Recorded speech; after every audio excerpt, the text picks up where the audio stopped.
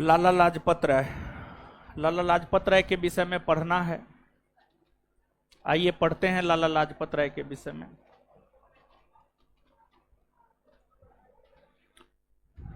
देखिए, लाइव कर दिया जी, कर दिया।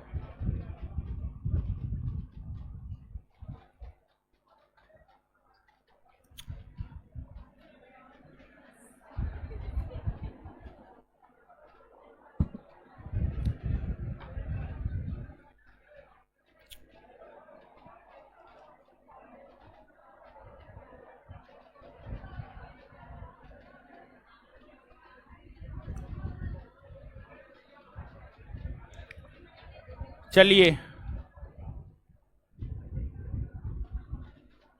क्या हुआ जी?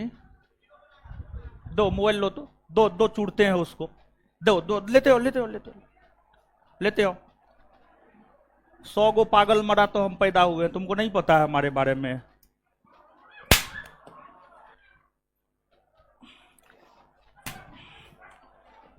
वीडियो बनाएगा, दो।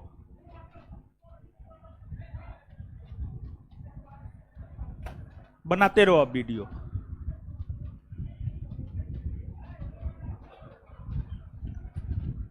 निकलो, बाहर निकलो। घर में माँ बहन नहीं है तो क्या करेगा? यही सब ना करेगा। निकलो, बाहर निकलो, निकालो सबको बाहर।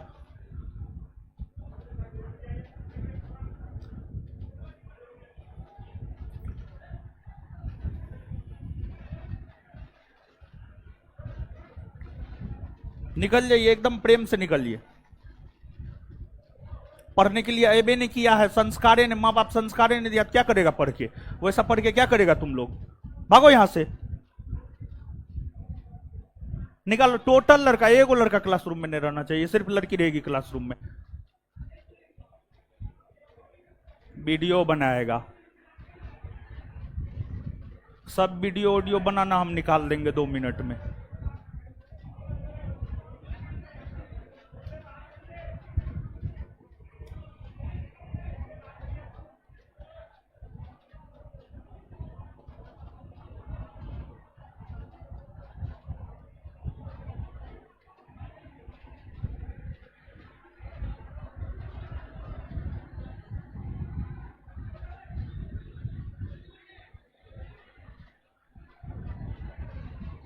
निकालो सबको, एक तरफ से निकालो, तब पढ़ाएंगे आगे आज।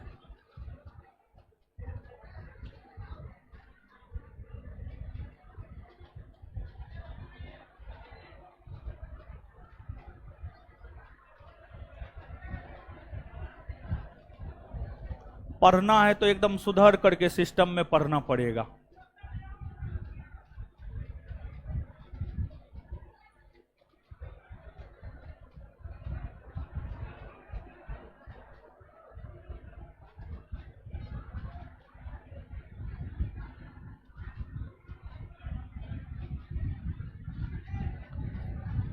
निकलो सब, जल्दी निकलो, निकलो क्लासरूम से। सिनेमा हॉल है ये, क्लासरूम है, समझा? सिनेमा हॉल नहीं है ये।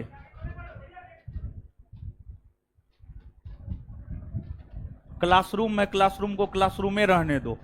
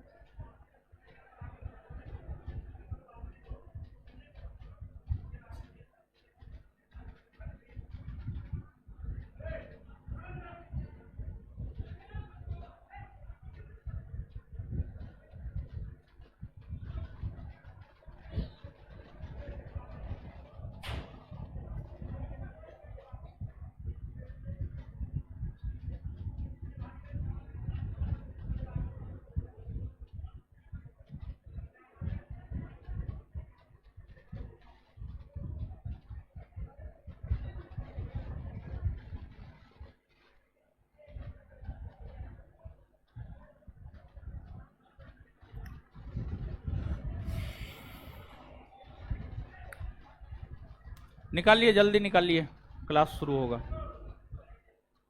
जल्दी निकालिए।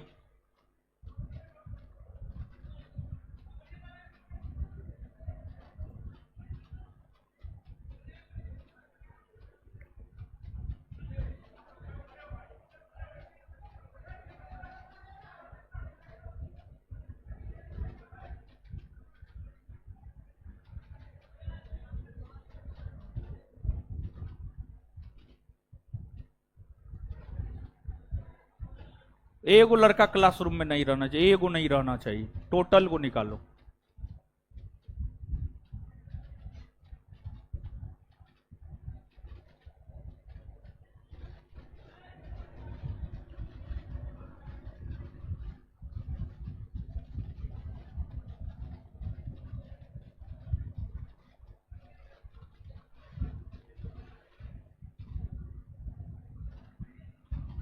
चलिए अब आ जाइए। देखिए आपको जो है क्या पढ़ाए थे, उग्रवादी, कांग्रेस के नेतृत्व में स्वतंत्रता आंदोलन पढ़ा रहे थे, और कांग्रेस के नेतृत्व में जो स्वतंत्रता आंदोलन पढ़ा रहे थे उसमें उदारवादी युग पढ़ा दिए थे। उदारवादी युग के बाद जो है आगे हम लोगों को पढ़ना है उग्रवादी युग। उग्रवादी युग, और उग्रवादी युग की अगर हम लोग बात करें तो जो उग्रवादी युग है, उग्रवादी युग है आपको 1905 से 1919, 1905 से 1919 ये आपको उग्रवादी युग है, ठीक है। अब जो 1905 से 1919 उग्रवादी युग है, उग्रवादी युग के प्रमुख नेता की अगर हम लोग बात करें तो लाल बाल पाल अरविंद घोष। लाल मतलब लाला लाजपत राय, पाल मतलब बिपिन चंद्र पाल, और बाल मतलब बाल गंगाधर तिलक, और अरविंद घोष। इसमें जो है हम लोग बात कर चुके हैं बाल गंगाधर तिलक के विषय में। बाल गंगाधर तिलक के विषय में हम लोग बात कर चुके हैं। अब आज के सेशन में जो है हम लोग लाला लाजपत राय, बिपिन चंद्र पाल और अरविंद घोष के विषय में पहले बात कर लेते हैं। इन तीनों के विषय में पहले बात कर लेते हैं, और इन तीनों के विषय में पहले बात करने के बाद जो है आखिरकार ये जो कालखंड है उग्रवादी युग, इस समय और कौन कौन सी घटनाएं घटित हुई है। तो इस अवधि के दौरान कई सारी घटनाएं घटित हुई है, जैसे बंगाल का विभाजन हुआ। बंगाल विभाजन के बाद जो है आपको बंगाल विभाजन के खिलाफ स्वदेशी आंदोलन हुए, फिर आपको मुस्लिम लीग की स्थापना हुई, मुसलमानों को पृथक निर्वाचन का अधिकार दिया गया, दिल्ली दरबार का आयोजन हुआ, फिर आपको गृह स्वशासन आंदोलन हुए। इन सभी चीजों के विषय में उग्रवादी युग में ही हम लोग पढ़ेंगे।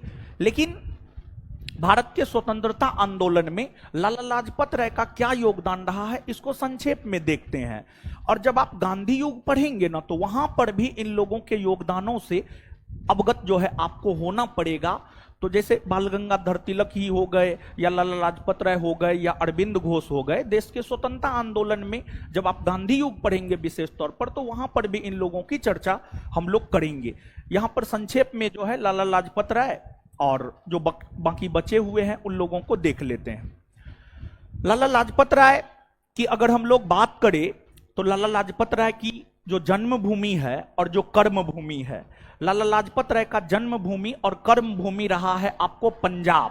पंजाब पंजाब लाला लाजपत राय का जन्मभूमि और कर्म भूमि रहा है, और पंजाब के लुधियाना में ही 1865 ईस्वी में 1865 ईस्वी में लाला लाजपत राय का जन्म हुआ था।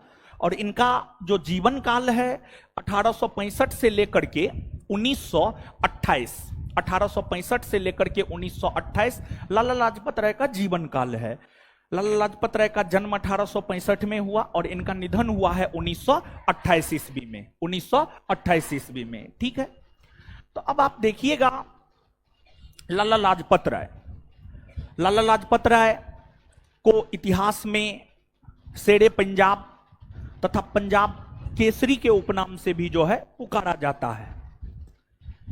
इनका स्वतंत्रता आंदोलन में योगदान क्या रहा है इसको आप समझिएगा। एक तो उग्रवादी थे, तो कांग्रेस की स्थापना का इन्होंने विरोध किया, इसमें कोई शक नहीं है। लाला लाजपत राय ने जो है कांग्रेस की स्थापना का विरोध किया, कांग्रेस की स्थापना का विरोध किया। लेकिन 1887 के बाद जब अंग्रेजों का रुख कांग्रेस को लेकर बदल गया और कांग्रेस भारत के लोगों को राजनीतिक और सामाजिक अधिकार दिलाने की दिशा में कदम बढ़ाया, तब लाला लाजपत राय कांग्रेस को ज्वाइन किए और कांग्रेस के 1888 के वार्षिक अधिवेशन में ये भाग लिए और हिंदी में इन्होंने भाषण देने का काम किया। लाला लाजपत राय ने हिंदी में भाषण देने का काम किया। इसके बाद जब कांग्रेस के नेतृत्व में वर्ष 1905 में स्वदेशी आंदोलन हुआ, जब कांग्रेस के नेतृत्व में वर्ष 1905 में स्वदेशी आंदोलन हुआ, तो उस स्वदेशी आंदोलन का पंजाब के क्षेत्र से नेतृत्व लाला लाजपत राय ने ही किया था। तो स्वदेशी आंदोलन का जो है पंजाब के क्षेत्र से नेतृत्व आपको किया था लाला लाजपत राय ने किया। इसके बाद लाला लाजपत राय कांग्रेस के एक बार अध्यक्ष भी बने हैं। लाला लाजपत राय 1920 के कांग्रेस के कलकत्ता में हो रहे विशेष अधिवेशन, 1920 के कांग्रेस के कलकत्ता में हो रहे विशेष अधिवेशन की अध्यक्षता जो है आपको लाला लाजपत राय ने किया। और लाल बाल पाल में से बाल गंगाधर तिलक ने तो गांधी जी को असहयोग आंदोलन चलाने को लेकर प्रेरित किया ही, बाल गंगाधर तिलक के अलावे गांधी जी को असहयोग आंदोलन चलाने को लेकर दूसरा अगर किसी नेता ने सबसे ज्यादा प्रेरित किया तो उसका नाम था आपको लाला लाजपत राय। और लाला लाजपत राय ने असहयोग आंदोलन में बढ़ चढ़कर अपनी भागीदारी को सुनिश्चित करने का काम किया। लाला लाजपत राय ने जो है असहयोग आंदोलन में बढ़ चढ़कर अपनी भागीदारी को सुनिश्चित करने का जो है आपको काम किया। और जब आपको वर्ष 1927 में साइमन कमीशन आयोग का लंदन में गठन हुआ, तो साइमन कमीशन आयोग के गठन होने के बाद ही कांग्रेस का 1927 में वार्षिक अधिवेशन जब मद्रास में हुआ तो उसमें यह तय किया गया कि साइमन कमीशन आयोग जब भारत आएगा तो उसके भारत आगमन का जो है विरोध किया जाएगा, उसके भारत आगमन का विरोध किया जाएगा। और कांग्रेस ने यह प्रस्ताव अपने अधिवेशन में पारित किया। तो जब आपको साइमन कमीशन आयोग का वर्ष 1928 ईस्वी में भारत आगमन हुआ, साइमन कमीशन आयोग का वर्ष 1928 ईस्वी में भारत आगमन हुआ, तो साइमन कमीशन का पूरे भारतवर्ष में विरोध किया गया, जिसमें लाला लाजपत राय ने लाहौर के क्षेत्र से, लाला लाजपत राय ने साइमन कमीशन आयोग का विरोध का नेतृत्व लाहौर के क्षेत्र से किया। लाहौर के क्षेत्र में साइमन कमीशन आयोग के विरोध का नेतृत्व लाला लाजपत राय ही किए थे। और इसी वजह से लाला लाजपत राय के ऊपर लाठीचार्ज किया गया, इसी वजह से लाला लाजपत राय के ऊपर लाठीचार्ज किया गया। और उस लाठीचार्ज में लाला लाजपत राय बुरी तरह घायल हो गए, उस लाठीचार्ज में लाला लाजपत राय बुरी तरह घायल हो गए। और जब लाला लाजपत राय घायल हो गए तो घायल होने के बाद उनका निधन हो गया, घायल होने के बाद उनका निधन हो गया। और लाला लाजपत राय को पंजाब के एक क्रांतिकारी नेता भगत सिंह, लाला लाजपत राय को पंजाब के क्रांतिकारी नेता भगत सिंह अपना आदर्श माना करता था, भगत सिंह अपना आदर्श माना करता था। और जब भगत सिंह को पता चला, जब भगत सिंह को पता चला कि लाला लाजपत राय की हत्या लाठीचार्ज के वजह से हुई है और उस लाठीचार्ज का दोषी सॉन्डर्स है, उस लाठीचार्ज का दोषी सॉन्डर्स है, तो Bhagat Singh Hindustan socialist republican association के उस समय सदस्य हुआ करते थे। और भगत सिंह ने हिंदुस्तान सोशलिस्ट रिपब्लिकन एसोसिएशन नामक संगठन के समक्ष यह प्रस्ताव रखा कि लाला लाजपत राय की हत्या का बदला लेंगे। और हिंदुस्तान सोशलिस्ट रिपब्लिकन एसोसिएशन के सदस्यों ने भगत सिंह का साथ दिया और फिर भगत सिंह सॉन्डर्स की गोली मारकर हत्या कर दी, सॉन्डर्स की गोली मारकर हत्या कर दी। और उसी एवज में भगत सिंह के ऊपर मुकदमा चलाया गया, जिसे इतिहास में लाहौर षड्यंत्र केस कहते हैं। और लाहौर षड्यंत्र केस के तत्वाधान में ही भगत सिंह, सुखदेव और राजगुरु को 23 मार्च 1931 ईस्वी को फांसी की सजा दी गई। और लाला लाजपत राय ने कई सारे स्लोगन दिए हैं, कई सारे नारे दिए हैं। जैसे लाला लाजपत राय ने ही यह नारा दिया है, Simon go back, Simon go back, Simon वापस जाओ का नारा लाला लाजपत राय ने दिया है। फिर आपको लाला लाजपत राय ने ही यह भी कहा है कि मेरे सिर पर लाठी का किया गया एक एक प्रहार ब्रिटिश सरकार के ताबूत का कील साबित होगा। मेरे सिर पर लाठी का किया गया एक एक प्रहार ब्रिटिश सरकार के ताबूत का कील साबित होगा। यह स्टेटमेंट भी जो है आपको लाला लाजपत राय के द्वारा ही दिए गए हैं। तो यह है लाला लाजपत राय के विषय में। जिस प्रकार से बाल गंगाधर तिलक ने कई सारी पत्र पत्रिका निकालने का काम किया था, उसी प्रकार से अगर लाला लाजपत राय की बात करें तो उन्होंने भी जो है आपको कई सारे पत्र पत्रिका को निकालने का काम किया था। लाला लाजपत राय ने Punjabi, the Vande Mataram, the people या द पीपल ही होगा, समझिए, द पीपल, ये तमाम प्रकार की रचनाएं जो है आपको लाला लाजपत राय के द्वारा, ये तमाम प्रकार के समाचार पत्र जो है आपको लाला लाजपत राय के द्वारा निकाले गए थे। ये सभी के सभी समाचार पत्र लाला लाजपत राय के द्वारा ही जो है आपको निकाले गए थे। तो ये लाला लाजपत राय के विषय में हुआ। तो अब आइए लाला लाजपत राय के विषय में थोड़ा सा हम लोग चीजों को जान लेते हैं, याद कर लेते हैं, और इसके बाद फिर आगे बढ़ेंगे। तो बताइएगा आप हमको, जो लाला लाजपत राय है, इनका कर्म भूमि और जन्मभूमि कौन सा राज्य रहा? कौन सा राज्य? पंजाब। कांग्रेस के 1888 के वार्षिक अधिवेशन में हिंदी भाषा में भाषण किसने दिया? लाला लाजपत राय। कांग्रेस को लेकर सेफ्टी बल्ब सिद्धांत किसने दिया? लाला लाजपत राय। कांग्रेस को लेकर सेफ्टी बल्ब सिद्धांत किसने दिया? लाला लाजपत राय। ठीक है, इसके बाद आगे बतलाइएगा आप, बंगाल विभाजन के खिलाफ स्वदेशी आंदोलन का नेतृत्व पंजाब के क्षेत्र में किसने किया? क्या इन्होंने कांग्रेस के वार्षिक अधिवेशन की अध्यक्षता की है? हां, की है ना। 1920 का कोलकाता का विशेष अधिवेशन, 1920 का कोलकाता का। आगे, साइमन कमीशन आयोग के विरोध का नेतृत्व लाहौर के क्षेत्र में कौन कर रहे थे? लाला लाजपत राय कर रहे थे। ठीक है, इसके बाद जो है आगे बतलाइएगा, लाला लाजपत राय की हत्या लाठीचार्ज के वजह से हुई। किस चीज को लेकर के लाला लाजपत राय के ऊपर लाठीचार्ज किया गया था?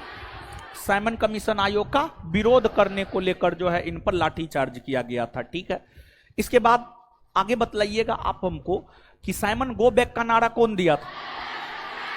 मेरे सिर पर लाठी का किया गया एक एक प्रहार ब्रिटिश सरकार के ताबूत का कील साबित होगा। किसका स्टेटमेंट? शेरे पंजाब, पंजाब केसरी का किसका उपनाम? इसके बाद जो है लाला लाजपत राय की रचनाएं क्या क्या है? The Vande Mataram, Punjabi, the people. The Vande Mataram, Punjabi और द पीपल।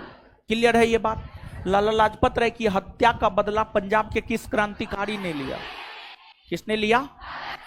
भगत सिंह ने लिया। चलिए ठीक है, अब आगे आ जाइए। लाला लाजपत राय के बाद यह है आपको अरविंद घोष। ठीक है, पहले अरविंद घोष को ही जान लेते हैं। अरविंद घोष,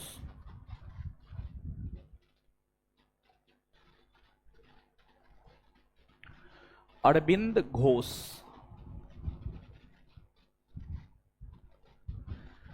देखिए, अरविंद घोष का जो जन्मभूमि है बंगाल प्रेसिडेंसी है, बंगाल प्रेसिडेंसी। और इन्होंने देश के अलग अलग स्थानों पर रहकर, अरविंद घोष ने देश के अलग अलग स्थानों पर रहकर देश की आजादी के लिए अलग अलग तरीका से अपनी आवाज को बुलंद करने का काम किया। सर्वप्रथम तो इन्होंने प्रत्यक्ष तौर पर स्वतंत्रता आंदोलन में अपनी भागीदारी को सुनिश्चित किया, लेकिन बाद में जाकर अप्रत्यक्ष तौर पर अपनी रचनाओं के माध्यम से, अप्रत्यक्ष तौर पर अपनी रचनाओं के माध्यम से भारत के स्वतंत्रता आंदोलन में अपना योगदान देने का काम जो है आपको अरविंद घोष ने किया, अरविंद घोष ने किया। और क्रांतिकारी थे ये भी, ऐसे कांग्रेस से भी जुड़े थे, लेकिन मुख्य तौर पर जो इनकी पहचान है, एक क्रांतिकारी की पहचान है, एक संत की पहचान है अरविंद घोष की। अरविंद घोष का जो जीवन काल है वह है आपको 1872 से 1950। 1872 में इनका जन्म हुआ और 1950 में जो है इनका निधन हुआ। देखिए, अरविंद घोष क्रांतिकारी विचारधारा के थे। अरविंद घोष का विशेष तौर पर जो नाम आता है, अलीपुर षड्यंत्र केस में इनका नाम आता है। तो विशेष तौर पर जो इनका नाम अलीपुर षड्यंत्र केस में आता है, अलीपुर षड्यंत्र केस क्या है इसको आप थोड़ा सा समझिएगा। देखिए, बंगाल, भारत के स्वतंत्रता आंदोलन के क्रम में बंगाल राष्ट्रवादी आंदोलन का सबसे प्रमुख केंद्र बनकर उभरा था। बंगाल जो है राष्ट्रवादी आंदोलन का सबसे प्रमुख केंद्र बनकर उभरा था बंगाल। और बंगाल के जो युवा वर्ग के लोग थे, बंगाल के जो क्रांतिकारी थे, बंगाल के क्रांतिकारी अवैध शस्त्र रखता था, अवैध अस्त्र शस्त्र रखता था, अवैध अस्त्र शस्त्र रखता था, मतलब बिना लाइसेंस वाला हथियार रखता था और उसके माध्यम से अंग्रेजों को डराता था, अंग्रेजों को मौत के घाट उतार देता था। तो इसी एवज में बंगाल के अनेकों क्रांतिकारियों को अवैध अस्त्र रखने के आरोप में गिरफ्तार किया गया और गिरफ्तार करके अलीपुर जेल में रखा गया और मुकदमा चलाया गया। यही मुकदमा इतिहास में अलीपुर षड्यंत्र केस कहा जाता है। अलीपुर षड्यंत्र केस में अरविंद घोष की भी गिरफ्तारी हुई थी, लेकिन अरविंद घोष के तरफ से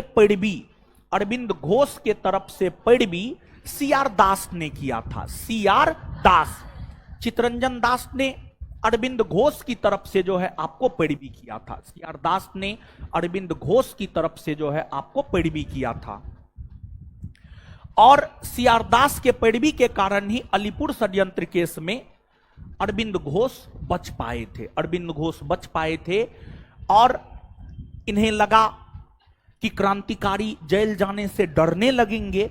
इसी वजह से जब ये जेल से बाहर निकले तो इन्होंने यह कहा कि जेल में हमें भगवान के दर्शन हुए थे, ईश्वर के दर्शन हुए थे, ताकि क्रांतिकारी जो है जेल जाने से डरे नहीं, क्रांतिकारी जेल जाने से डरे नहीं। इसी वजह से इस प्रकार का स्टेटमेंट जो है इनके द्वारा दिया गया और इनकी कई सारी रचनाएं हैं। इन्होंने अपनी रचनाओं के माध्यम से क्रांतिकारी विचारधारा को आगे बढ़ाने का काम किया। अरविंद घोष ने अपनी रचनाओं के माध्यम से क्रांतिकारी विचारधारा को आगे बढ़ाने का काम किया। जैसे कि इन्होंने जो है आपको, अरविंद घोष ने जो है आपको न्यू लेम फॉर ओल्ड हो गया, इसके बाद life divine, Savitri, essays on Gita, ये तमाम इनकी रचनाएं हैं। और अरविंद घोष के विषय में कहा जाता है कि अरविंद घोष ने अपनी रचनाओं के माध्यम से ही क्रांतिकारी विचारधारा को आगे बढ़ाने का काम किया। और इन्होंने पुडुचेरी में, पुडुचेरी जिसे पांडिचेरी भी आप कहते हैं, तमिलनाडु के तट पर है पांडिचेरी, एक केंद्र शासित प्रदेश है। पुडुचेरी में ओरेबिले आश्रम का निर्माण, पुडुचेरी में ओरेबिले आश्रम का निर्माण जो है आपको अरविंद घोष ने किया और उसी में जो है आपको रहते हुए अपना जीवन यापन अरविंद घोष ने किया था।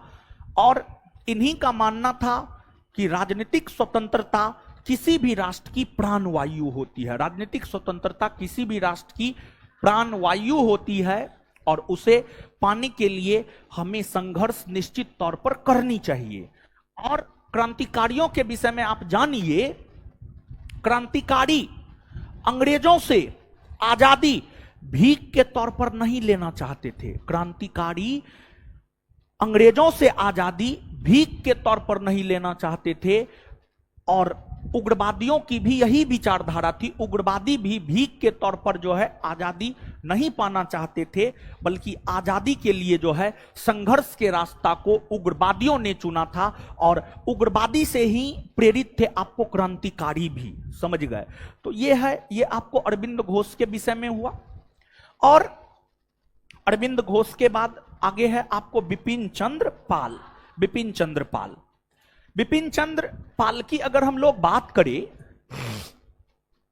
तो जो बिपिन चंद्र पाल है, इनका जन्मभूमि और इनका कर्मभूमि बंगाल प्रेसिडेंसी रहा है। बंगाल प्रेसिडेंसी इनका जन्मभूमि और इनका कर्मभूमि रहा है। और इनका जो जीवन काल है वह है 1858 से 1932। इनका जन्म 1858 में और मृत्यु 1932 में हुआ। शुरू में तो बिपिन चंद्र पाल ने भी कांग्रेस की नीतियों की आलोचना की, कांग्रेस को याचना संस्था तक कहकर पुकारा, लेकिन बाद में जाकर के इन्होंने भी कांग्रेस को ज्वाइन किया। बाद में जाकर के बिपिन चंद्र पाल ने भी कांग्रेस को ज्वाइन किया और बंगाल विभाजन के खिलाफ जो स्वदेशी आंदोलन हुआ था, उस स्वदेशी आंदोलन का सबसे प्रमुख केंद्र अगर देखा जाए तो उस स्वदेशी आंदोलन का सबसे प्रमुख केंद्र था आपको बंगाल। स्वदेशी आंदोलन का जो सबसे प्रमुख केंद्र बंगाल था, उस बंगाल प्रेसिडेंसी से स्वदेशी आंदोलन को नेतृत्व प्रदान करने का काम किया था आपको बिपिन चंद्र पाल ने। और कांग्रेस की नीतियों पर ये चलते रहे, लेकिन जब कांग्रेस में गांधी जी का प्रवेश हुआ, गांधी जी निर्णय लेना प्रारंभ किए और जब गांधी जी ने जलियांवाला बाग हत्याकांड के बाद यह प्रस्ताव कांग्रेस के समक्ष रखा कि कांग्रेस के नेतृत्व में गांधी जी असहयोग आंदोलन चलाएंगे, कांग्रेस के नेतृत्व में गांधी जी असहयोग आंदोलन चलाएंगे, इसको लेकर बिपिन चंद्र पाल असहमत थे। ये चाहते थे कि बड़ा आंदोलन ना हो, ये चाहते थे कि बड़ा आंदोलन ना हो, ये चाहते थे कि असहयोग आंदोलन ना हो, जिस वजह से गांधी जी के असहयोग आंदोलन में इन्होंने अपनी असहमति जतलाई। और फिर भी जब गांधी जी के नेतृत्व में असहयोग आंदोलन शुरू हो गए, तत्पश्चात इन्होंने कांग्रेस छोड़ दिया। उसके बाद जो है इन्होंने कांग्रेस छोड़ दिया, इन्होंने कांग्रेस से त्यागपत्र दे दिया। और फिर जब कांग्रेस से त्यागपत्र दे दिया तो राजनीतिक तौर पर इनका महत्व जो है आपको कम हो गया और अंततः 1932 ईस्वी में इनका जो है आपको निधन हो गया। तो ये हो गया आपको बिपिन चंद्र पाल के विषय में। तो अब हम लोग जो है लाला लाजपत राय के विषय में तो याद कर न लिए हैं, अब यहां पर अरविंद घोष और बिपिन चंद्र पाल, इन दोनों के विषय में भी याद कर लेते हैं और इसके बाद फिर आगे बढ़ेंगे। तो बताइएगा आप हमको कि जो अरविंद घोष है, अरविंद घोष कांग्रेस के उग्रवादी विचारधारा के न थे, उग्रवादी विचारधारा के थे। इनका जन्म कब हुआ है? मृत्यु अलीपुर षड्यंत्र केस में अरविंद घोष की पैरवी कौन किया था? किनका मानना था राजनीतिक स्वतंत्रता किसी भी राष्ट्र की प्राणवायु होती? अरविंद घोष ने पांडिचेरी में कौन आश्रम की स्थापना की? ओड़े बिले आश्रम। अरविंद घोष ने पांडिचेरी में कौन आश्रम की स्थापना?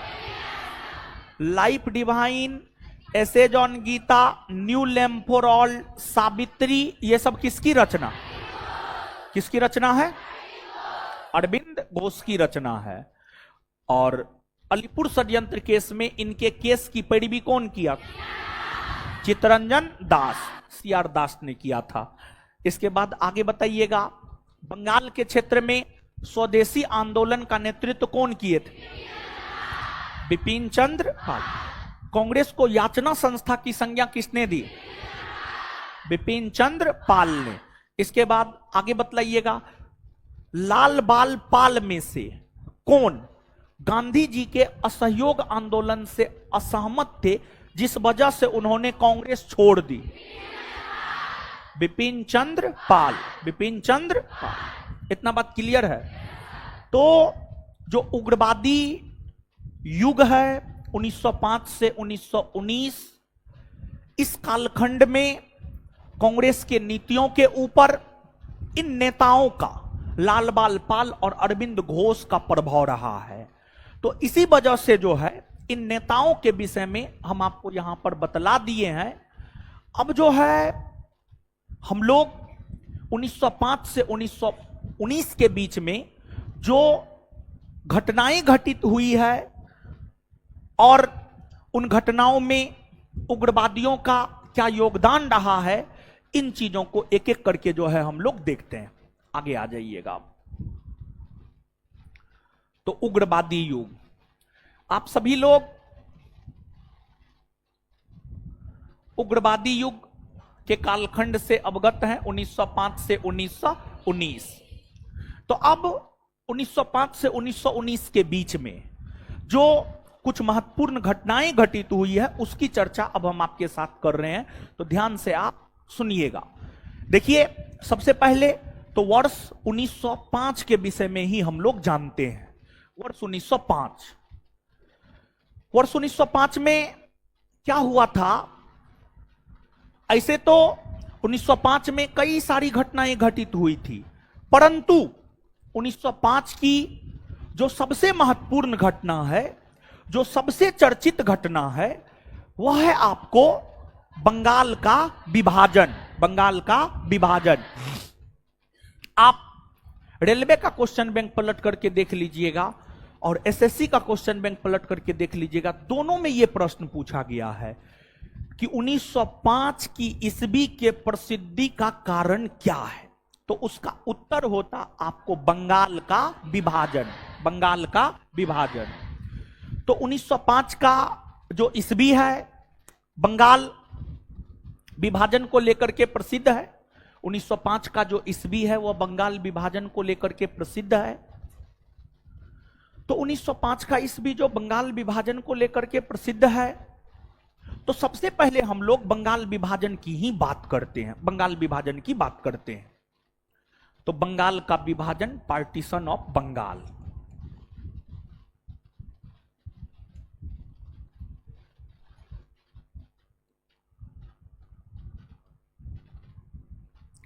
देखिए, बंगाल का विभाजन क्यों हुआ, बंगाल का ही विभाजन क्यों हुआ, इस बात को हमें समझना है। ठीक है, बंगाल का विभाजन 1905 में हुआ, लेकिन बंगाल का ही विभाजन क्यों हुआ? मुंबई का विभाजन क्यों नहीं हुआ? मद्रास का विभाजन क्यों नहीं हुआ? अंग्रेजों का तो 3 प्रमुख प्रेसिडेंसी नगर था, बंगाल भी था, मुंबई भी था, मद्रास भी था, लेकिन बंगाल का ही विभाजन क्यों हुआ? देखिए, इसके पीछे कारण है। और देखिए, कुछ भी होता है ना, तो उसके पीछे जो है आपको कुछ ना कुछ कारण निश्चित तौर पर होता है। समझिए, कुछ ना कुछ कारण जो है आपको निश्चित तौर पर होता है। अब आप समझिएगा,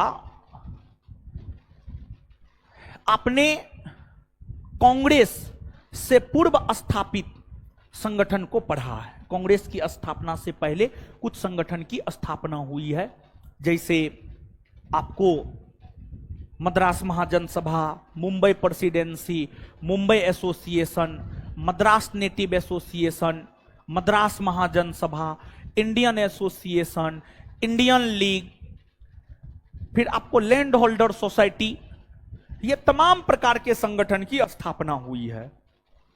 और आप अगर उस चैप्टर को अच्छे से किए होंगे तो थोड़ा सा आप गौर कीजिए, सबसे ज्यादा राजनीतिक संगठन की स्थापना कहां हुई थी?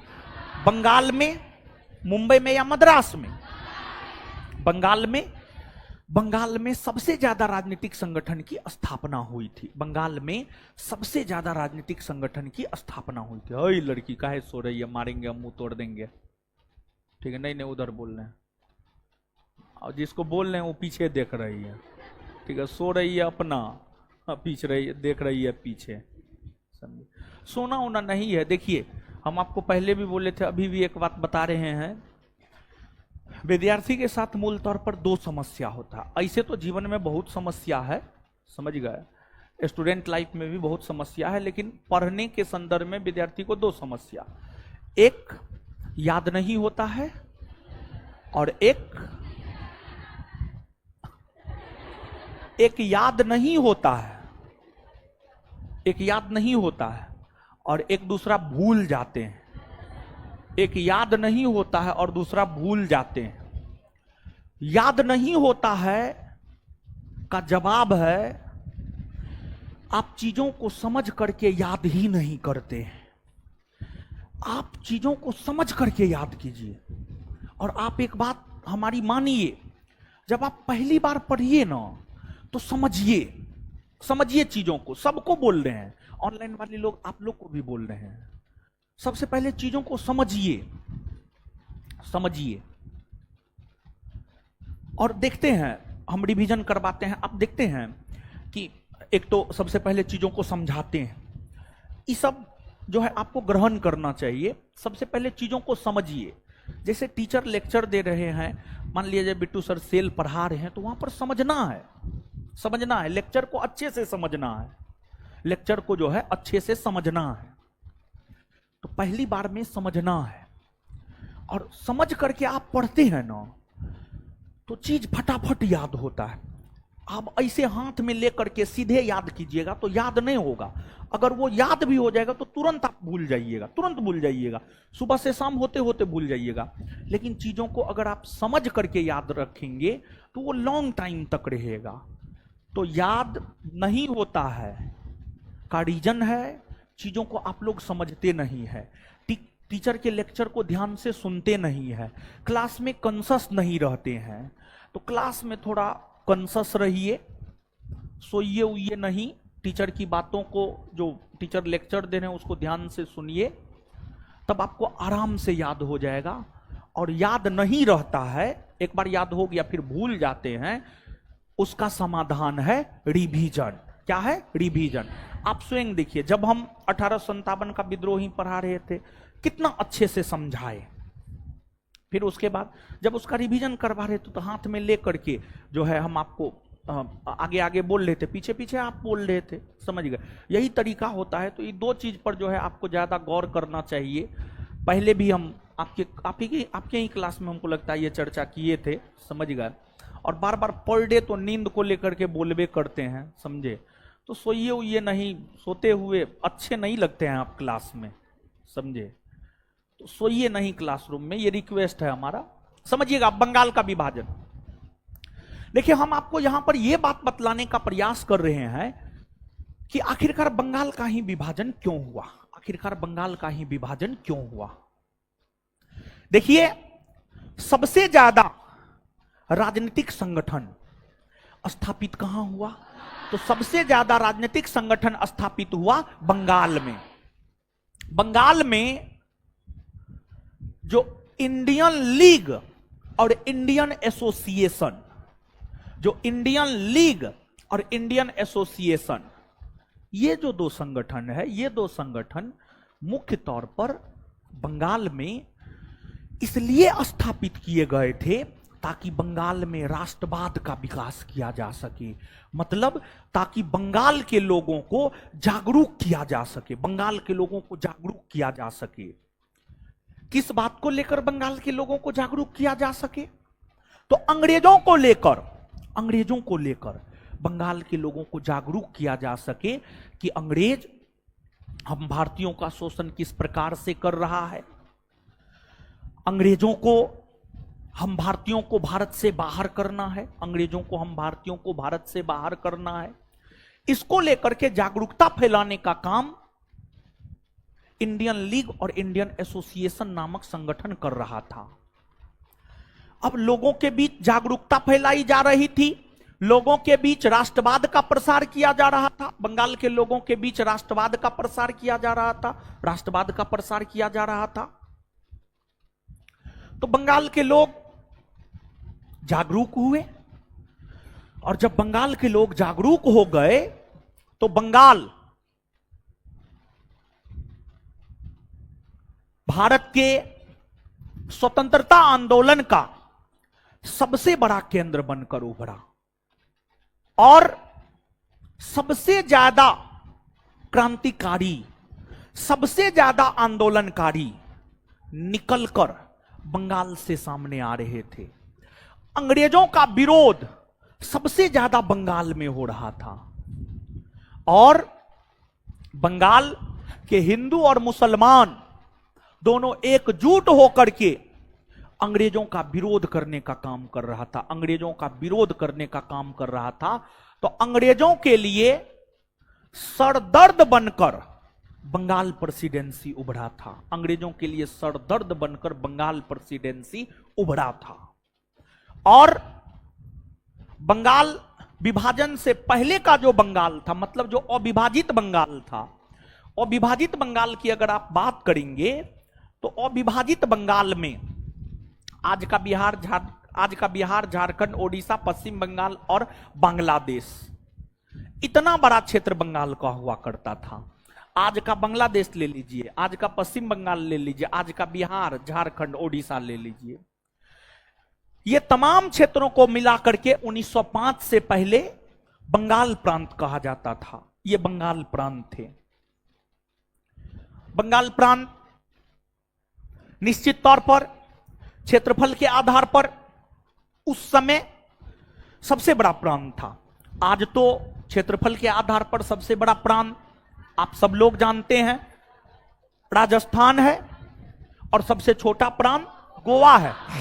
और देखिए ये छोटा छोटा डाटा है, हमको पता है कि आपको याद है, लेकिन आप इस बात को समझिए, परीक्षा में परीक्षा के दबाव के वजह से ये छोटा छोटा डाटा भी जो ना थोड़ा सा कंफ्यूज हुए गलत हो जाता है।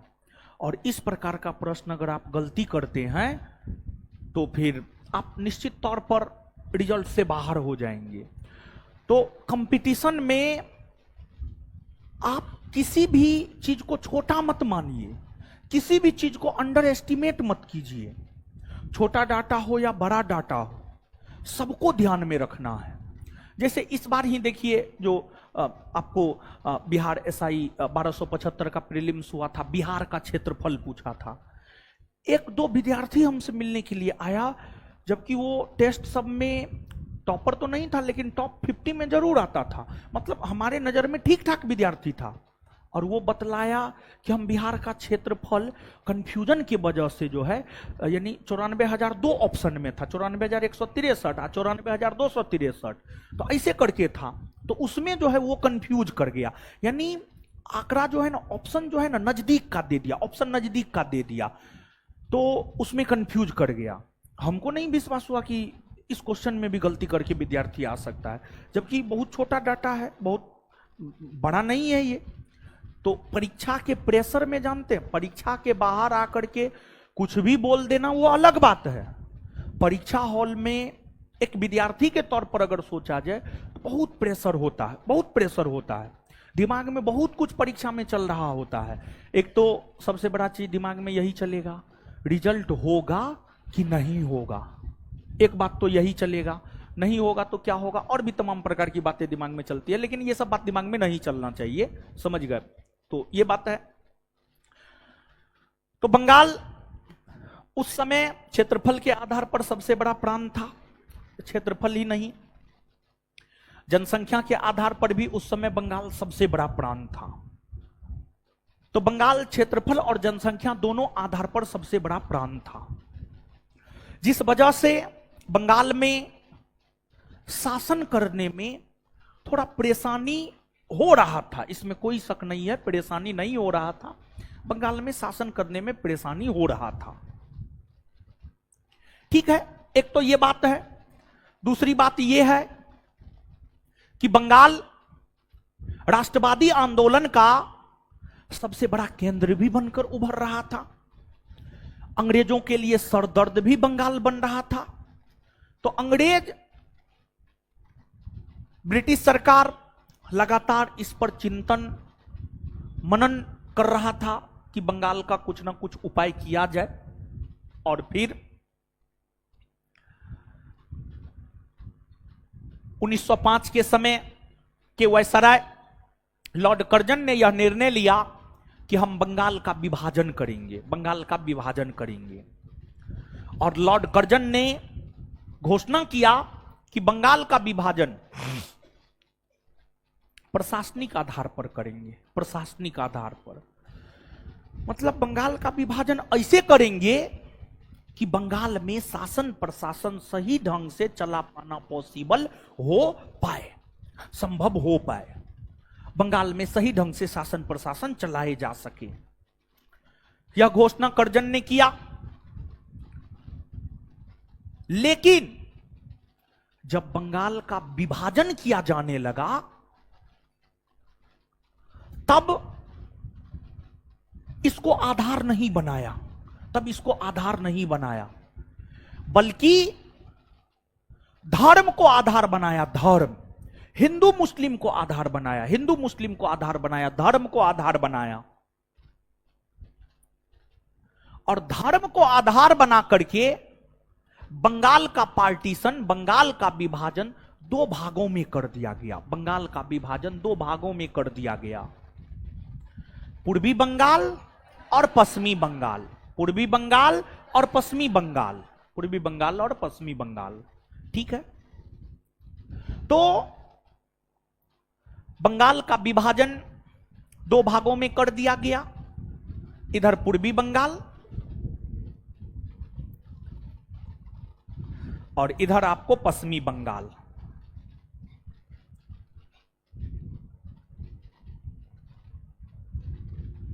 इधर आपको पश्चिमी बंगाल। पूर्वी बंगाल मुस्लिम बहुल इलाका था, पूर्वी बंगाल मुस्लिम बहुल इलाका था, मुस्लिम बहुल इलाका था। और देखिए, पूर्वी बंगाल मुस्लिम बहुल इलाका था, यानी आज का बांग्लादेश। यही वजह है कि जब भारत का विभाजन हुआ और पाकिस्तान का निर्माण हुआ तो दो दो पाकिस्तान बना था, पश्चिमी पाकिस्तान और पूर्वी पाकिस्तान। आज का जो बांग्लादेश है वो पूर्वी पाकिस्तान बना था, क्योंकि पाकिस्तान का निर्माण हुआ था मुसलमानों के लिए, मुस्लिमों के लिए पाकिस्तान का निर्माण हुआ था, मुसलमानों के लिए पाकिस्तान का निर्माण हुआ था। लेकिन देखिए भारत की नीति कितनी शानदार रही है, आप यहां पर समझिएगा। यहां पर अगर कोई दूसरा देश रहता तो एक भी मुसलमान को नहीं रहने देता अपने देश में, लेकिन भारत की नीति देखिए कितनी शानदार है। भारत का जब विभाजन हुआ, मुसलमानों के लिए एक अलग राष्ट्र पाकिस्तान बनेगा, इसलिए भारत का विभाजन हुआ। लेकिन इसके बावजूद महात्मा गांधी ने, कांग्रेस ने, सरदार पटेल ने, पंडित नेहरू ने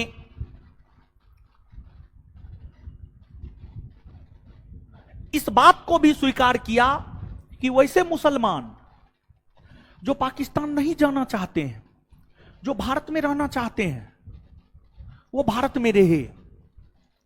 और यही ना वजह है कि मुसलमान भारत में रहे। और ये एक बड़ा वजह है गांधी जी की हत्या का।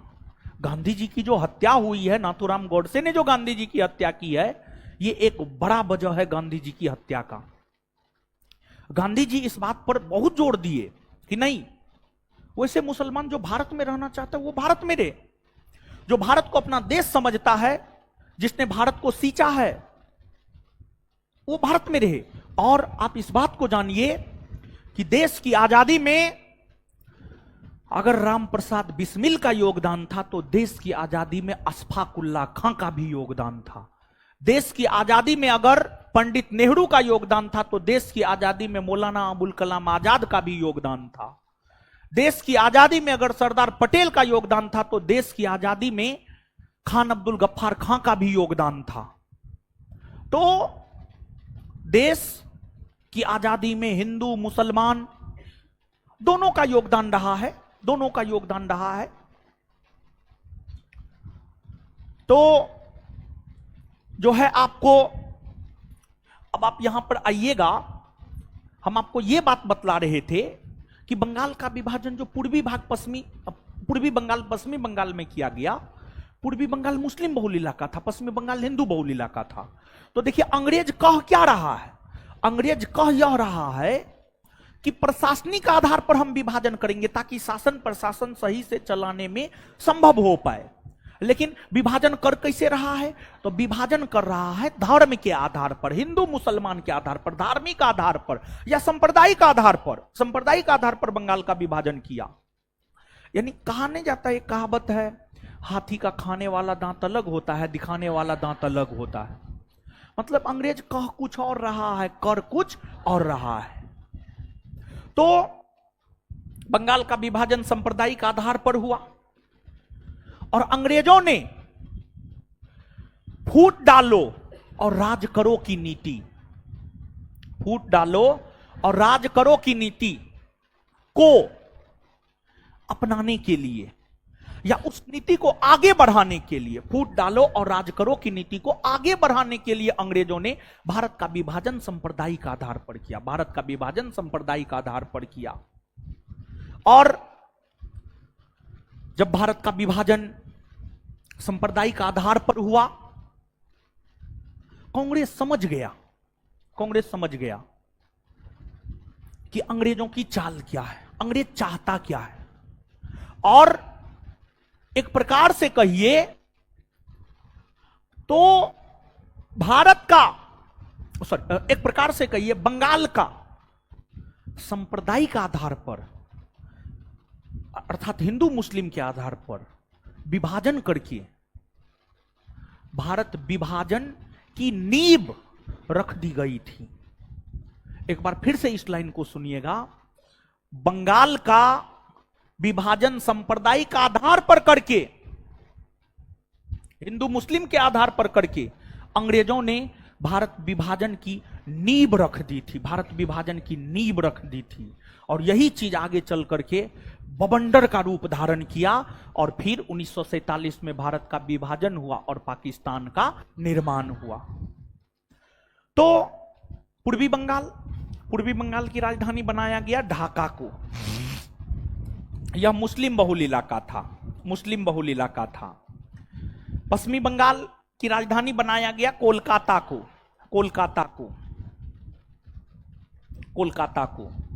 यह हिंदू बहुल इलाका था। कोलकाता को बनाया गया, यह आपको हिंदू बहुल इलाका था। क्या था?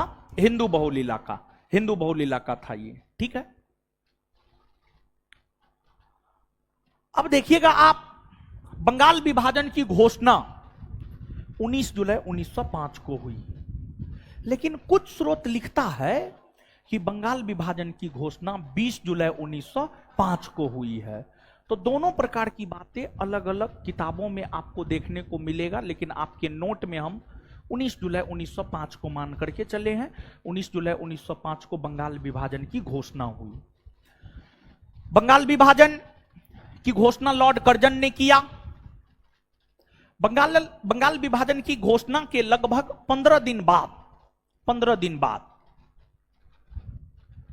कलकत्ता के टाउन हॉल में 7 अगस्त 1905 को, कलकत्ता के टाउन हॉल में 7 अगस्त 1905 को Congress working committee CWC, Congress working committee की बैठक 7 अगस्त 1905 को बुलाई गई। कांग्रेस वर्किंग कमेटी की बैठक जो 7 अगस्त 1905 को, कांग्रेस वर्किंग कमेटी की बैठक जो 7 अगस्त 1905 को बुलाई गई है, इस बैठक में कांग्रेस ने यह निर्णय लिया कि बंगाल विभाजन के खिलाफ कांग्रेस हाथ पर हाथ धरकर बैठेगा नहीं, बल्कि कांग्रेस इसका विरोध करेगा। और कांग्रेस बंगाल विभाजन के खिलाफ स्वदेशी या बंगभंग आंदोलन, स्वदेशी या बंगभंग आंदोलन चलाएगा। और निर्णय होने के साथ ही 7 अगस्त 1905 से स्वदेशी या बंगभंग आंदोलन की शुरुआत भी हो गई।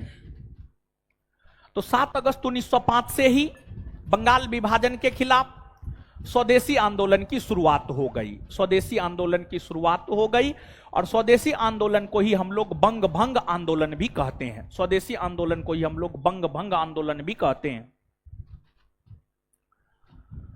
स्वदेशी आंदोलन के विषय में आगे जानेंगे, लेकिन आप इस बात को पहले जानिए कि बंगाल विभाजन के खिलाफ स्वदेशी आंदोलन प्रारंभ हो गए। बंगाल विभाजन के खिलाफ स्वदेशी आंदोलन प्रारंभ हो गए।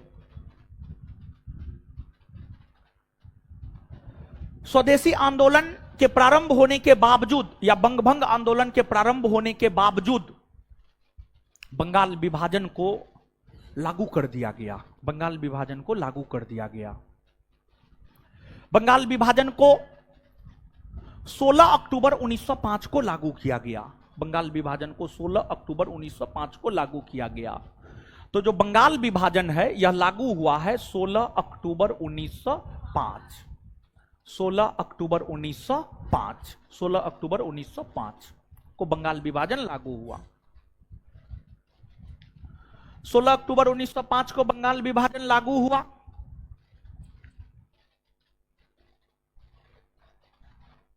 इस तिथि को पूरे बंगाल में शोक दिवस के रूप में मनाया गया। पूरे बंगाल में शोक दिवस के रूप में मनाया गया। और बंगाल के लोग, पूर्वी बंगाल हो या पश्चिमी बंगाल हो, दोनों क्षेत्र के लोग सड़कों पर निकले। दोनों क्षेत्र के लोग सड़कों पर निकले।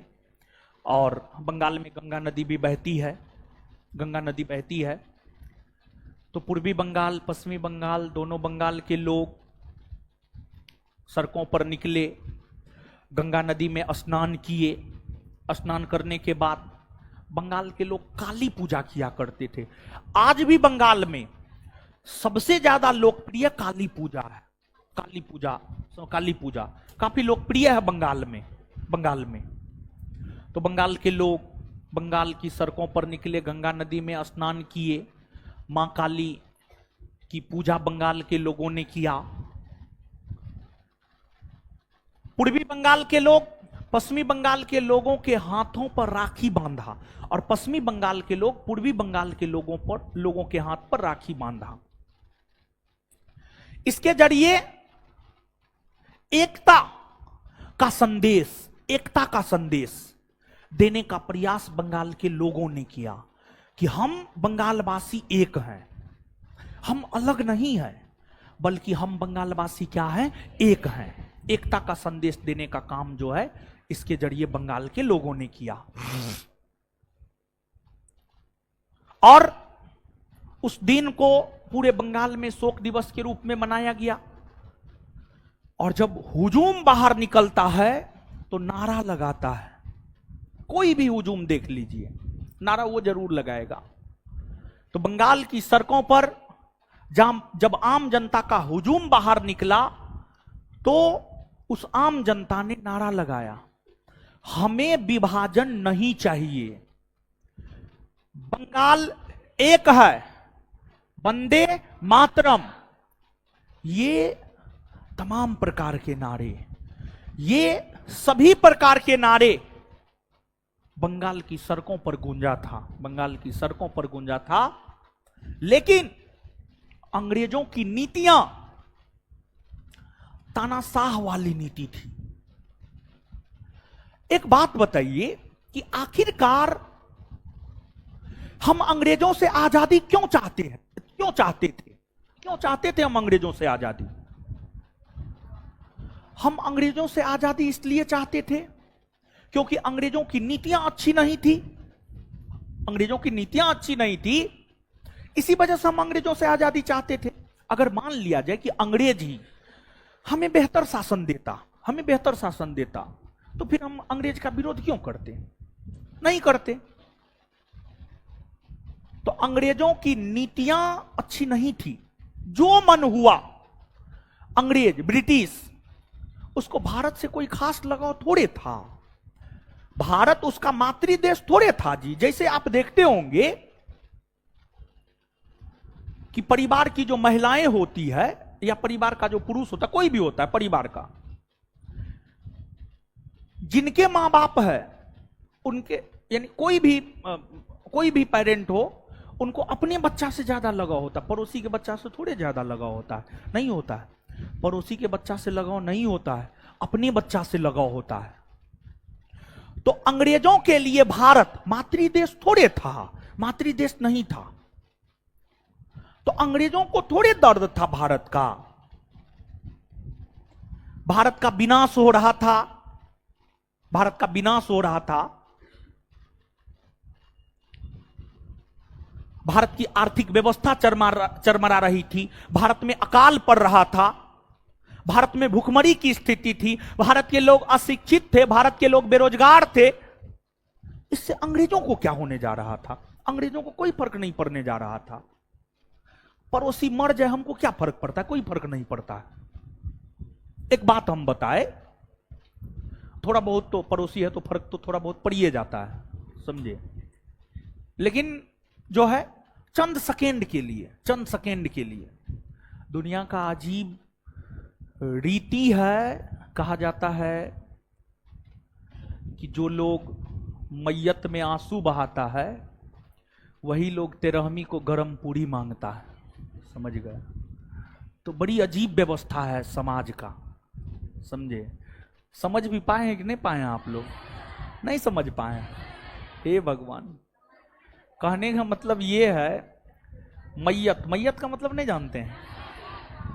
मैयत का मतलब होता है जब कोई मरता है ना, तो उसके अंतिम संस्कार में जाना, ठीक है, उसके अंतिम संस्कार में जाना, इसको मैयत। और जब 13वीं होता है तो उसमें भोज होता है ना, तो भोज में मांगता है ना, नहीं ठंडा पूरी है, गरम दो हमको, ठीक है। 13 दिन पहले उसी के लिए रोया था और उसी के भोज में जाकर के उसी का भोज खा रहा है, समझे आप? ठीक है, तो ये चीज है। तो जो है आपको बंगाल विभाजन हुए, अंग्रेजों को भारत से कोई लेना देना इसलिए नहीं था क्योंकि भारत उसका मातृ देश नहीं था। अंग्रेजों का उद्देश्य क्या था पता है? अंग्रेजों का उद्देश्य था, अंग्रेजों का उद्देश्य अगर देखा जाए तो अंग्रेजों का उद्देश्य था जितना भारत का शोषण किया जा सके, जितना भारत का शोषण किया जा सके, नींबू को जितना निचोड़ा जा सके, तब तक नींबू को निचोड़िए जब तक कि उसमें खट्टापन ना आ जाए, समझ गए। तीखापन, तीखा या कड़वापन, हाँ अब सही हुआ, कड़वापन, कड़वापन ना आ जाए। जैसे कभी गन्ना वाला के जो गन्ना का जूस विशेष तौर पर पिलाता है, उसके दुकान में कभी जाकर के खड़ा होकर के पीजिएगा गन्ना का जूस, अंतिम समय तक वो जो है जूस निकालने का प्रयास करता है, समझे। तो वही हाल था अंग्रेजों का। मतलब भारत का आर्थिक तौर पर शोषण करके भारत को पूरा कमजोर बना देना है, भारत को पूरा कमजोर बना देना है। तो ठीक है, ये सब बातें हुई। इसके बाद स्वदेशी आंदोलन या बंगभंग आंदोलन, इसके बाद स्वदेशी आंदोलन या बंगभंग आंदोलन की अगर हम लोग बात करें तो स्वदेशी या बंगभंग आंदोलन चलने लगे। और देखिए, शुरू में जब कोई आंदोलन चलता है ना, शुरू में जब कोई आंदोलन चलता है तो बड़ी जोर शोर से चलता है। जैसे अभी आप पढ़ना शुरू किए हैं तो अभी एकदम पूरा एनर्जेटिक होकर के आप पढ़िएगा, लेकिन जैसे महीना 2 महीना गुजरेगा और नोटिफिकेशन नहीं आया, सुस्त हो जाइएगा, आप सुस्त हो जाइएगा, एकदम सुस्त हो जाइएगा। और फिर कभी पढ़िएगा कभी नहीं पढ़िएगा, लेकिन यही सब चीज बाद में आपके असफलता का कारण बनेगा। जैसे हम आपको बता दे रहे हैं, जैसे अभी फिजिकल का डेट दे दिया है, मई के उत्तरार्ध में, मई में नहीं होगा फिजिकल, हम आपको बता रहे हैं। मई के उत्तरार्ध, मई के लास्ट में नहीं होगा फिजिकल, हम तो बता रहे हैं ना आपको, मई के लास्ट में नहीं होगा फिजिकल, इलेक्शन है इसी वजह से नहीं होगा। जून में होगा फिजिकल, जून में। और मानसून जून के प्रथम सप्ताह में ही आ जाता, बारिश उरिश जून में होना शुरू हो जाता है। बारिश में होगा फिजिकल, आप देख लीजिएगा। और जब बारिश में फिजिकल होगा तो मिट्टी देगा, मिट्टी नहीं, बालू देगा, बालू। और जब दौड़ेगा ना लड़का, उसका पैर जो है धसेगा नीचे। जिसका 6:30 का दौड़ है वो 7 मिनट में दौड़ करके आएगा, और जिसका 6 का दौड़ है वो 6:30 मिनट में दौड़ करके आएगा। ऐसा स्थिति होगा। अभी फिजिकल का डेट जो थोड़ा ज्यादा लंबा टाइम दे दिया है, फिजिकल करने वाला स्टूडेंट सब जो है मसुआ गया है, समझ गए, मतलब सुस्त पड़ गया है। लेकिन ये चीज उसके असफलता का कारण बनेगा। वो 80, 85, 90 मार्क ला करके भी फिर आप ही के पंक्ति में आकर के खड़ा हो जाएगा। हम आपको बता रहे हैं 64 वाला में 9 से 10 पोस्ट खाली रह गया था, 64 गो वैकेंसी था, उसमें 9 से 10 पोस्ट फिजिकल डिस्क्वालीफाई होने की वजह से खाली रह गया था। तो यहां पर तो 1275 पोस्ट है, समझ गए। तो कभी भी जीवन में निरंतरता को अगर आप नहीं बना करके रखते हैं, किसी भी चीज में, पढ़ाई में, दौड़ में, सेट प्रैक्टिस में, रिवीजन में, हर चीज में अगर आप निरंतरता को बना करके नहीं रखते हैं ना, तो फिर दिक्कत है, भारी दिक्कत है। निरंतरता बहुत जरूरी है। रेगुलर पढ़ना बहुत जरूरी है, रेगुलर फिजिकल करना बहुत जरूरी है, समझ गए। अब बंगाल विभाजन के खिलाफ स्वदेशी आंदोलन बड़ी जोर शोर से चला, शुरू में बहुत जोर शोर से चला। और यहीं से कांग्रेस में फूट या कांग्रेस में टूट या फूट की परिस्थिति बनने लगी। कैसे कांग्रेस में टूट या फूट की परिस्थिति बनने लगी? तो बंगाल विभाजन के खिलाफ जो स्वदेशी आंदोलन हो रहे थे, उस स्वदेशी आंदोलन को लेकर कांग्रेस के उदारवादी नेता यह चाह रहे थे कि स्वदेशी आंदोलन या बंगभंग आंदोलन सिर्फ बंगाल तक सीमित रहे। कांग्रेस के उदारवादी नेता यह चाह रहे थे कि स्वदेशी आंदोलन या बंगभंग आंदोलन सिर्फ बंगाल तक सीमित रहे, सिर्फ बंगाल तक सीमित रहे। वहीं कांग्रेस के उग्रवादी नेता यह चाह रहे थे कि बंगभंग आंदोलन या स्वदेशी आंदोलन का प्रसार पूरे भारतवर्ष में हो, पूरे भारतवर्ष में हो। तो अब आप स्वयं देखिए, उग्रवादी कह रहा है पूरे भारतवर्ष में इस आंदोलन का प्रसार हो, उदारवादी कह रहा है सिर्फ बंगाल में, सिर्फ बंगाल तक सीमित रहे। तो कांग्रेस के दोनों विचारधाराओं के नेताओं के बीच मनमुटाव जारी रहे। और अंततः 1907 सूरत में फूट तो हो ही गया। कांग्रेस स्पष्ट तौर पर गरम दल, नरम दल, दो भागों में तो बट ही गया। लेकिन यहां पर स्वदेशी या बंगभंग आंदोलन में हुआ क्या? स्वदेशी या बंगभंग आंदोलन पूरे भारतवर्ष में चलाए गए, पूरे भारतवर्ष में। यहां पर उग्रवादियों की बात को मान्यता मिली, उग्रवादी के बात को मान्यता मिली। और भारत के स्वतंत्रता आंदोलन में 1857 की क्रांति से लेकर के 1947 तक की घटनाओं की अगर हम लोग बात करें, तो भारत के स्वतंत्रता आंदोलन में स्वदेशी या बंगभंग आंदोलन प्रथम आंदोलन है जिसका प्रसार पूरे भारतवर्ष में देखने को मिलता है, जिसका प्रसार पूरे भारतवर्ष में देखने को मिलता है। इससे पहले जो 1857 की क्रांति हुई थी, आप याद कीजिए, क्या 1857 की क्रांति से पूरा भारतवर्ष प्रभावित था? नहीं ना था। दक्षिण भारत प्रभावित था? एकदम से नहीं था। तो पूरा भारतवर्ष तो नहीं था। तो जो आपको स्वदेशी या बंगभंग आंदोलन है, इसका प्रसार पूरे भारतवर्ष में देखने को मिलता है। इसका नेतृत्व दिल्ली में सैयद हैदर राजा ने किया, पंजाब में लाला लाजपत राय ने, महाराष्ट्र में बाल गंगाधर तिलक ने, बंगाल में बिपिन चंद्र पाल ने, मद्रास में चिदम्बरम पिल्ले ने। मद्रास देखिए दक्षिण भारत भी स्वदेशी आंदोलन से प्रभावित है। और स्वदेशी आंदोलन के क्रम में विदेशी वस्तुओं के बहिष्कार और स्वदेशी अपनाने पर बल दिया गया था।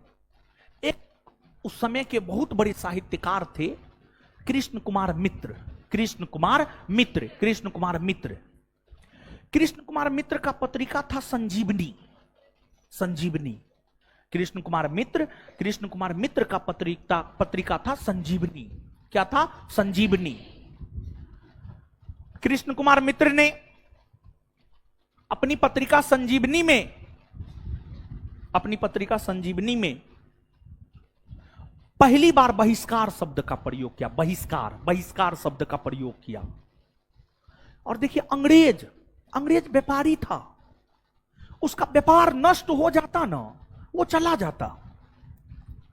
तो आप देखिए 1905 के समय के भी जो कांग्रेसी थे वे इस बात को समझते थे, जब तक अंग्रेजों का व्यापार भारत में नष्ट नहीं होगा तब तक अंग्रेज भारत छोड़ करके जाने वाला नहीं है। इस बात को समझता था।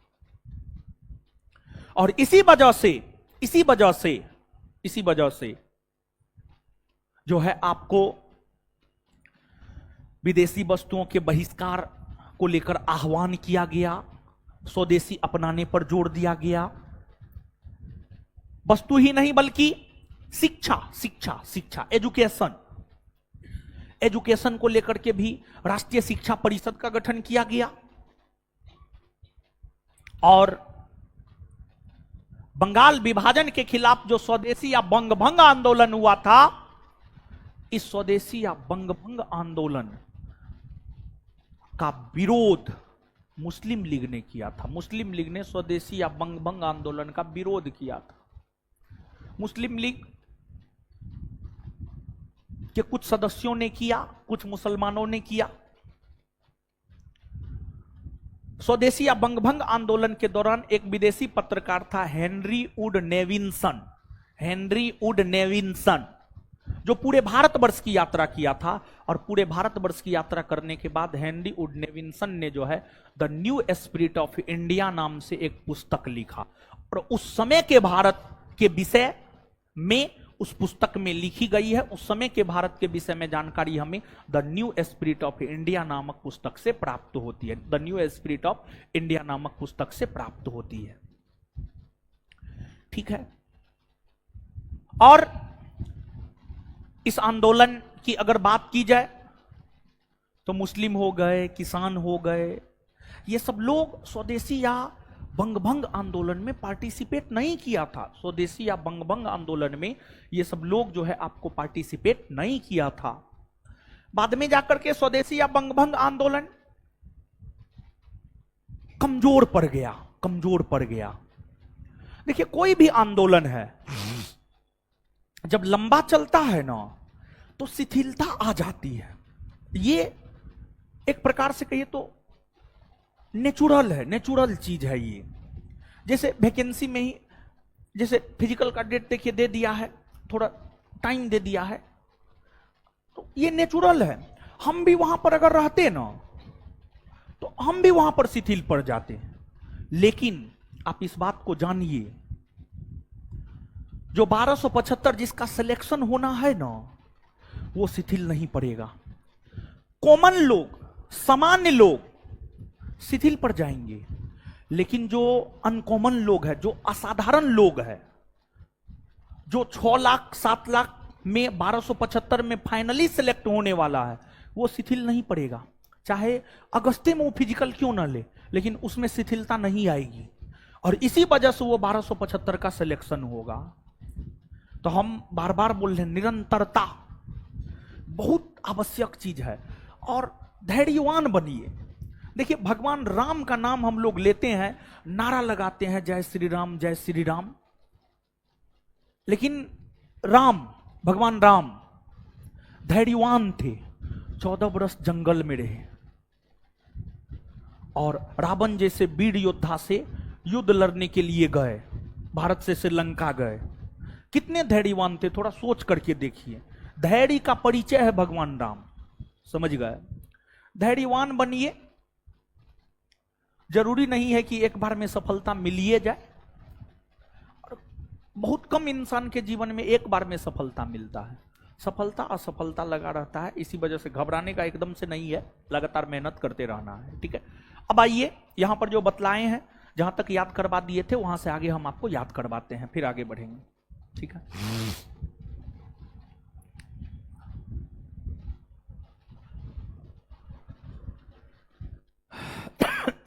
बताइए, बंगाल के विभाजन की घोषणा 19 जुलाई 1905 को किस वायसराय ने किया?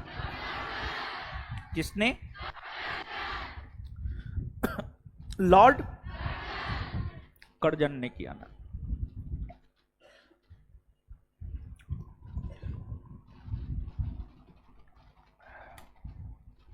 लॉर्ड कर्जन ने किया।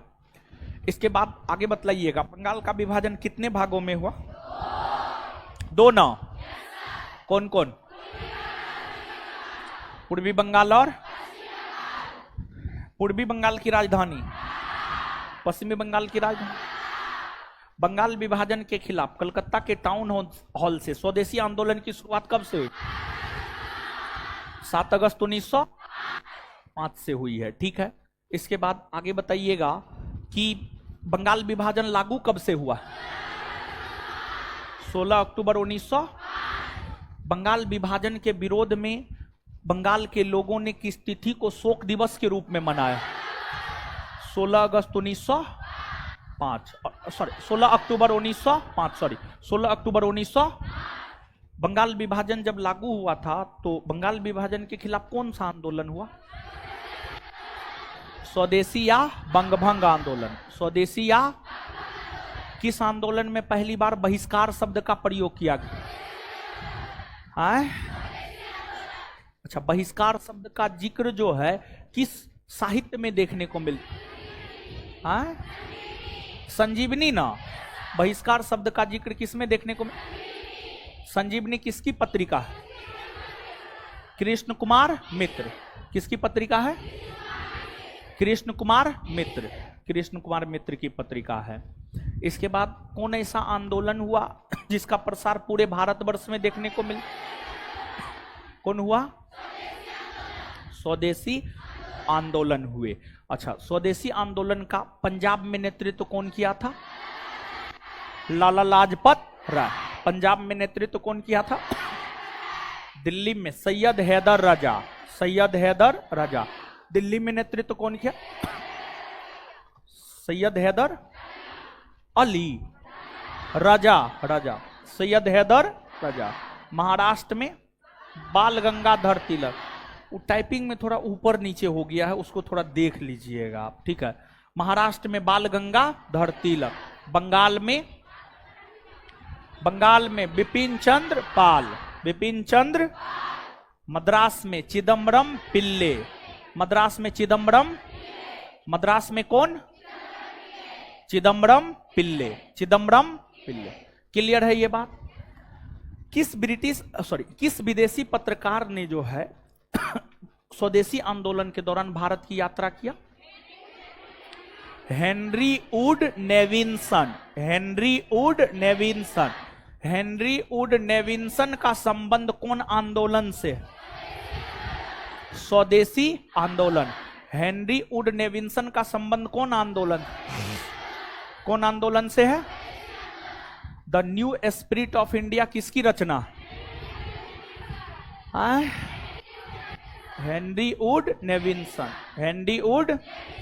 और स्वदेशी आंदोलन के दौरान सबसे अधिक लोकप्रिय नारा था वंदे मातरम।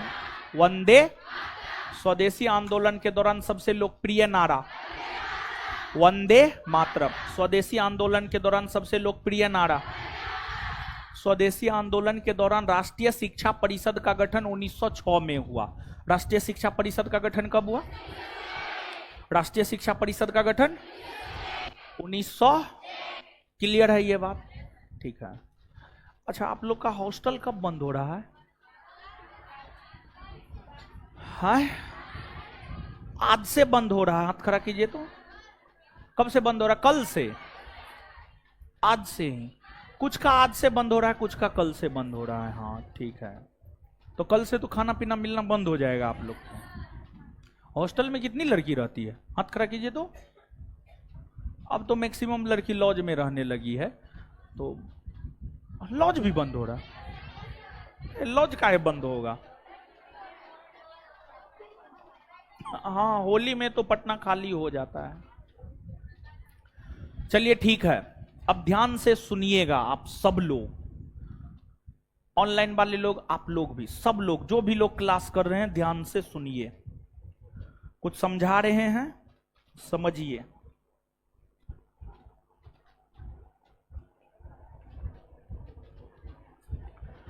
तो जो है छुट्टी करना पड़ेगा ना।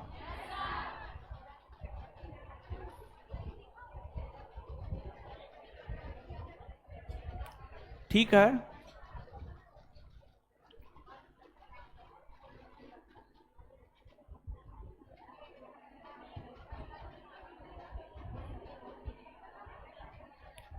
आइए सबसे पहले समझिए, फिर छुट्टी का घोषणा सबसे लास्ट में करेंगे।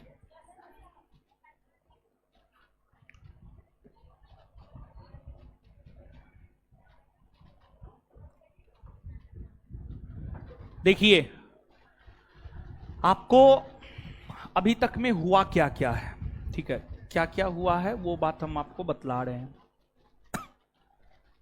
अभी तक में 1857 के विद्रोह से